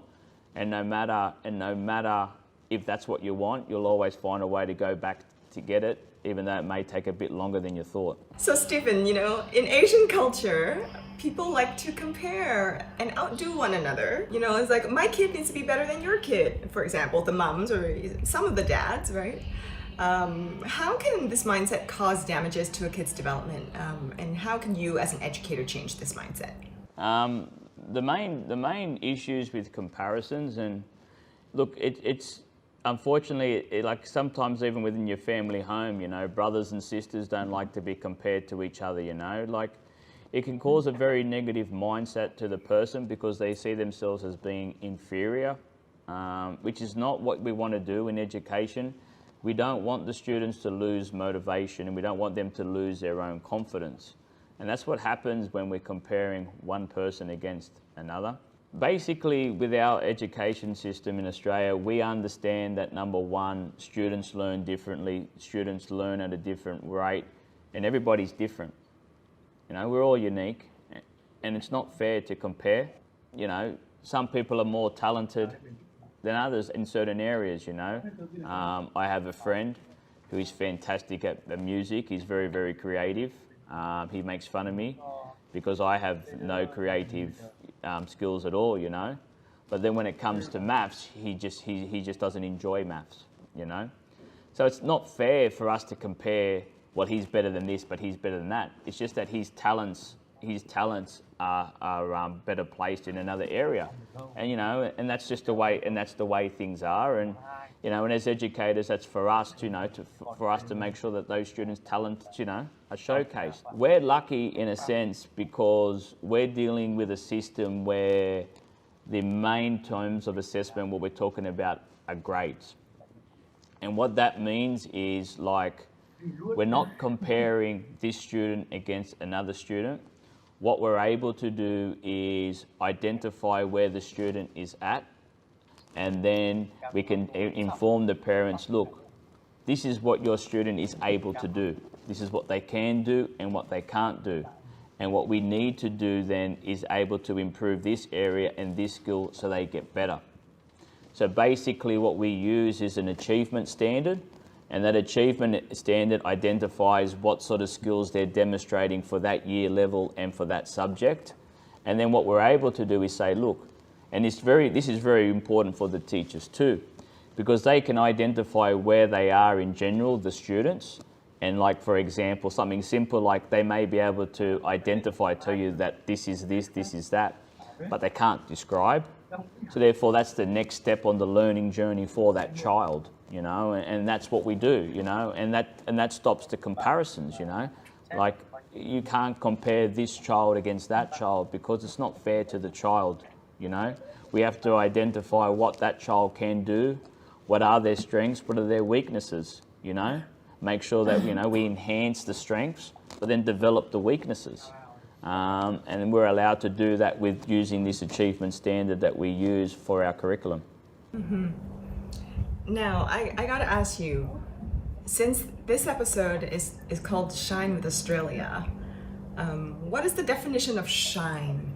And how do you personally help your students to shine? What I really like to focus on with the students is I want them to be themselves. I want them to showcase who they are. And what we want them to do is, if we're talking about a student shining, we want them to realize their potential, be able to showcase their abilities, be able to showcase their talents.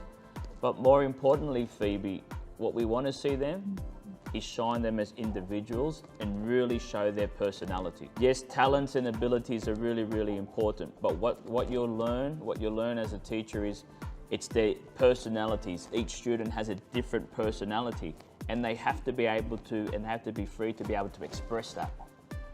We want them to shine, we don't want them to stay in a corner. You know, we don't want them to hide behind a corner, we don't want them to be afraid, you know. And one thing that we encourage, and that's one thing that what we really promote, is we want the students to be like a risk taker. And we don't want them to be scared of making a mistake. Because if they lose that ability, because sometimes the students are told too much, oh, you're wrong, that's incorrect, you did that wrong. And they lose that confidence. And they don't want to do that, but that's not what we want to do. We want to be able to support the students, because by supporting them and showing them that making a mistake is right, we're going to support them, And the other thing is, in order for someone to shine, we just need to provide them with as many opportunities as possible and provide whatever different experiences we can during education. Education isn't only just about the academics, it's about, like I was telling you about my friend, it's about getting that creative side, And with the Australian curriculum, with those 8 learning areas, we have the arts, we have the dramas, the music, and we have visual art, so they can show their creative side. It's about the PE, the sport, physical education and health. It's about the science, and it's just about giving students opportunities, as much opportunities as possible, inside the classroom and outside the classroom, and then giving and allowing the students to find out what it is that they're good at. But never forget their personalities. Let them express their personalities and let them be who they are. Because once they get that confidence, then they'll be able to shine. Steven, that was an uplifting conversation. That was a beautiful conversation. Thank you. Don't get demotivated. Try to find something that you... Okay, and there he is. Just 2 days before Wimbledon. This is so crazy. Should I just interrupt him? I mean, there's so many rules here. I'm not sure. Okay, here we go. Roger! Hey! How you doing, Joe? I'm doing great. Thanks for making the time to slip in a quick 73-question interview. Not gonna miss it. This is gonna be great. So how are you feeling about the tournament? Feeling great. So happy that it's Wimbledon time again. I love this place. Good. Can you walk me through how you start your days right now? It's pretty relaxed, actually. It's all about recovery and coming into the tournament, with loads of energy. That's my plan. Okay, can you show me what makes a perfect serve? Okay. Perfect serve is, I think it's all in the toss, really. Mm-hmm. It's the only shot we actually do control. Everything else, we have to react to the opponent. So here we go. Up, jump, hope it lands in. You make it look pretty easy. All right, can you demonstrate an extremely difficult and technical thing I probably won't understand? Maybe overhead on the backhand side. It hardly ever happens, and when it does, you lunge back, jump up, can't see the opponent anymore. You try to connect, and you hope for the best. Okay, what do you consider to be your signature shot? My slice, maybe my forehand. And why don't you have a two-handed backhand? Because all my heroes had one-handers, so I had no choice. Do you get attached to your racket? I do. I love my racket, and it's the extension of my arm, and it does all the magic for me, so yeah. All right, now what's your favorite part about playing at Wimbledon? It's history and tradition. And how would you describe playing at center court? It's, I think, a dream come true for every tennis player to play there. Can we check it out? Let's go. All right, great. And whoa, I am destroying you at tennis on that scoreboard right there. What is going on? What have you done? And why are you asking questions and not playing at Wimbledon? Does your family have any nicknames for you? Yeah, they call me Rog, and in Swiss German, Rotschi. Okay, what's the most Swiss thing about you? That I'm a chocoholic, if that's something. Yes, it is. Okay. What languages do you speak? I speak Swiss German, German, English, and French. Do you have any favorite expressions in these languages? I like allez in French, come on in English, and komm jetzt in Swiss German on the tennis court. We got some ball boys and ball girls. Hey! How's everything? All good? Nice to see you all. Hey, guys. And they're having strawberries and cream. Do you want one? Sure. Roger, what's up with the strawberries and cream here? I don't know, it's a Wimbledon thing. Okay. What is it? Do you know? Tradition. Tradition. Now, I heard you started your career as a ball boy, is that right? Yes, I was like them. I was about 12 years old at my home tournament in Basel. I did it for 2 years. It was great. I loved it. How many hours a day at age 12 were you playing? 2 hours every second day, I'd say. Wow. And versus how many hours today? Between 0 and 4. I gotta save my energy sometimes. Who was your tennis idol growing up? Boris Becker, Stefan Edberg, and Pete Sampras. When did you first realize you were really, really good at tennis? Well, in the juniors, I thought I was good. And then when I beat Pete Sampras here in 2001, I felt like I knew I was good. It's so wrong to say that. Oh my God. Now, is it true your mom was a tennis coach? Yeah, a little bit. She didn't really coach me though. Okay, and what's the best piece of advice that she gave you? Never let the ball bounce twice. Oh, okay. Makes sense. So simple, right? Yeah. Just run after that ball all the time. Sure. It's like a dog. And what advice would you give these guys here? I love your tennis, but then work hard, and what else can I tell you guys? Dream big. You know, sometimes we don't dream big enough that it's possible because we think there is barriers and stuff. You're gonna go for it and do it full on. That's wonderful advice. Yeah. Have fun. See you later, guys. Take care. Nice to see you. Roger, grass or clay? Grass, of course. Forehand or backhand? Forehand. Spin or flat? Spin. What TV show are you obsessed with at the moment? None really. I used to love Prison Break. That was so cool. Who's your style icon? Tom Ford. What are you wearing when you're feeling your best? I mean, the suit's good, but bathing suit and a t-shirt on a beach somewhere. What's the most memorable thing that you've ever worn? Met Gala, I wore a tuxedo from Gucci with a diamond encrusted sort of a cobra on the back. That was pretty sick. What do you do on your off days? Nothing. I just take it easy, run around with the kids. Hey! Roger, merci, c'est sympa. Ciao, ciao. What's the best fashion advice you've ever received? You wear the clothes, not the clothes wear you. And Anna once told me, when I asked her if I should wear the dark suit or the light suit for the evening, she said, the dark suit, of course, Roger. I was like, of course. That's pretty good advice, right? I don't know what's best. What's something about yourself that you think a lot of people wouldn't know?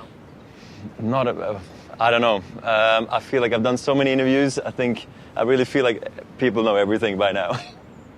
All right, now you have identical twins. Now be honest with me, do you ever get them confused?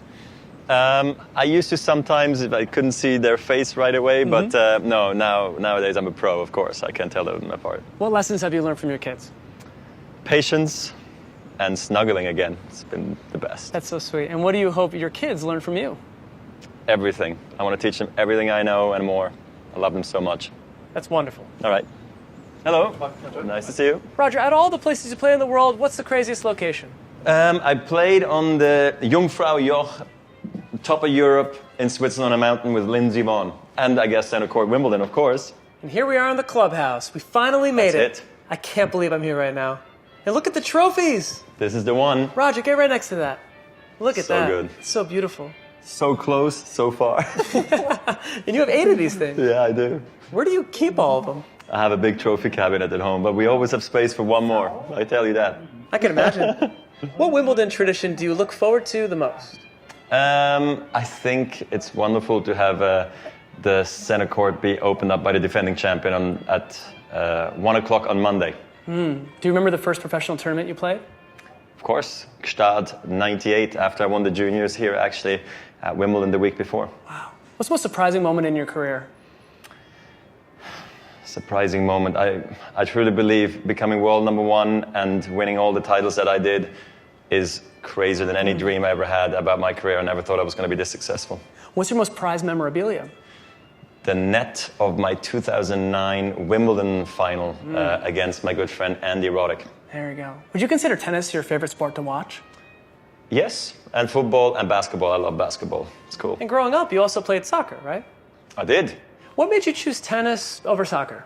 I didn't want to blame the goalie, in all honesty.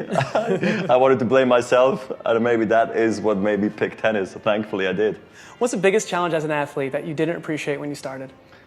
I was incredibly homesick in the beginning, jet lag, and all the interviews. Couldn't trust journalists in the beginning, and then little by little, I actually started enjoying interviews. That's why I'm talking to you right now. I'm so lucky to be here.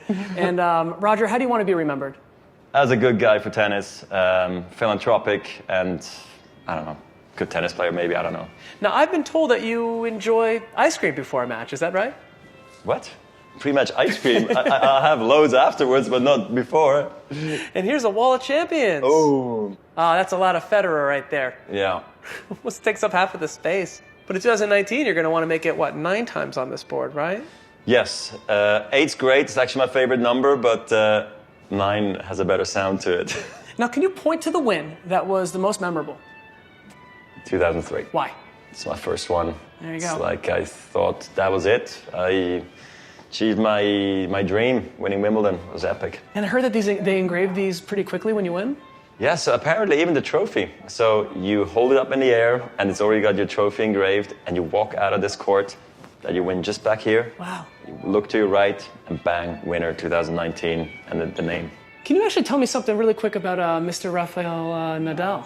What would you like to know? He's an intense guy on the court. He's super honest and open off the court, and he's got a heart of gold. He's also going to help me with my foundation again next year. We're going to try to break the record for most attendance in Cape Town in South Africa for my foundation. I'm so looking forward to it, so thank you, Rafa. Amazing. Now, I sense center court is right behind these doors over here, It right? is. Want to have a look? Let's take a look. All right, let's go. All right. Now, hopefully it's everything that I hoped and dreamed. Here we go. After you. This is so cool. Roger, do you have any pre-match rituals or superstitions? I am not superstitious at all, actually, funny enough. What kind of music would you probably be listening to before a match?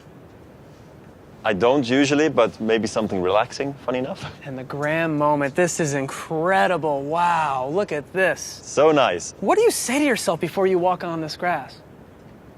Come on, Roger, you got this. Go for it, enjoy it. Let's go. Do you think I can walk out on the grass with you? I mean, for me it's okay, but maybe you gotta ask Neil. No. What's your favorite memory playing here? Winning my first Wimbledon, or maybe beating Pete Sampras here in 2001. Okay, Roger, you're here. It's match point. What is that experience like? You hear a pin drop when you're about to serve. Nobody's talking, it's amazing. You hear a cough maybe, and then it just crowd erupts when you win the point. Who's the first person you look out for in the crowd? I want to feel the vibe, see how into the crowd is, how much they're into it, and then I check my team, if they're all seated already maybe, and umpire and opponent, you know. And you have stiff competition. Who's the player that you dread playing the most? Rafa Nadal. Who's your favorite player to play against? Rafa Nadal. And who do you want a rematch with? Maybe Del Potro US Open final in 2009. You have a strategy called fire and ice. What does this mean? So I think you got to have fire in the belly, wanting to win every point. You give it your absolute best, and the ice in the veins for me is basically you're so focused in the most important moments. You are so calm and so composed. That's what it is. Now, prepping for a first round match versus prepping for a final match, what changes? Well, there should be none, but you know, sometimes you get a bit nervous. You do. So how nervous do you get before matches? I think it's the amount of butterflies you feel in the belly that makes a difference. Mental exhaustion or physical, what's harder to overcome? I'd say mental, just as hard to sometimes be picked up. It's not always easy to stay positive. Serve and volley or power baseline? Bit of both. Footwork or strokes, which is harder to nail? Footwork is easier to perfect. I feel like strokes are maybe more talent involved. And last question, Roger. Question number 73. How does surviving Bear Grylls compare to surviving Wimbledon? A bit different. At Bear Grylls show, I did freeze and I peed over the fire. I didn't do that here, you know, at Wimbledon. And Bear Grylls was actually sitting over there in the royal box with the royals attending the finals, and my team was sitting over there with my lovely wife. Wow. A wonderful moment. All right, well, that concludes the interview. I'm going to leave with a message from a special guest. Okay. Here she is now. Hello, Roger. This is Anna. Good luck at Wimbledon, and now back to those practice courts. Thank you, Anna. How did you do that? Why, is she here? Thanks, Roger. Okay.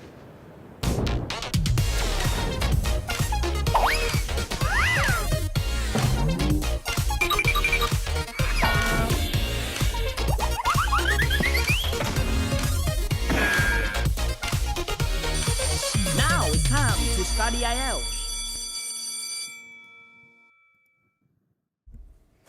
Rồi, vừa rồi thì chúng ta đã được xem một series các video đến từ cả IFO và những video ngoài. Rất xin lỗi các bạn, hôm nay là chúng mình có khá nhiều trục trặc kỹ thuật, bao gồm cả mic và camera, nên là chúng mình không thể tương tác với các bạn quá thường xuyên. Nhưng mà mình muốn shout out tất cả các bạn hôm nay vì tinh thần học cực kỳ cao. Mình thấy ở đây các bạn, mặc dù là chúng mình không lên tương tác được thường xuyên, nhưng mà các bạn vẫn ở đây và tự học và nốt được rất nhiều từ mới. Mình phải sự là rất nhiều ấy. Mình thấy các bạn nốt ở đây phải gọi là rất là quá là tuyệt luôn ý. Mình thực sự là muốn shout out các bạn vì tinh thần học ngày hôm nay. Mặc dù hôm nay là thứ 6 rồi và các bạn có thể nghỉ ngơi, các bạn đang ở đây và có một tinh thần học rất tốt. Đúng rồi, study as a B. Hôm nay chúng mình có rút kỹ thuật về cả camera cũng như là mic ở đây nên chúng mình không thể tương tác quá thường xuyên với các bạn. Hello cool boys. Mình shout out tất cả các bạn ở đây hôm nay, không riêng một bạn nào cả, vì tất cả hôm nay mình thấy ở đây đang shout out gọi là cực kỳ thường xuyên luôn, nốt từ mới cực kỳ nhiều. Mình vẫn đang ngồi theo dõi các bạn ở đây, chỉ là chúng mình không thể lên cho các bạn quá nhiều vì một số trục trặc thôi. Đúng rồi, hard work pays off guys. Thực sự là quá tuyệt vời. Và hôm nay là thứ 6 rồi, mai là thứ 7 chủ nhật thì mong các bạn sẽ có một cuối tuần vui vẻ và hẹn gặp lại các bạn vào chủ nhật này với It's time to study IELTS cùng bọn mình tiếp nhé. Còn hãy nghỉ ngày mai, hãy làm cái gì đấy mà mình thích, ví dụ như chơi thể thao, đi xem phim hay làm gì đó. Và chủ nhật 8 giờ tối hãy nhớ quay lại bọn mình nhé. Cảm ơn và hẹn gặp lại.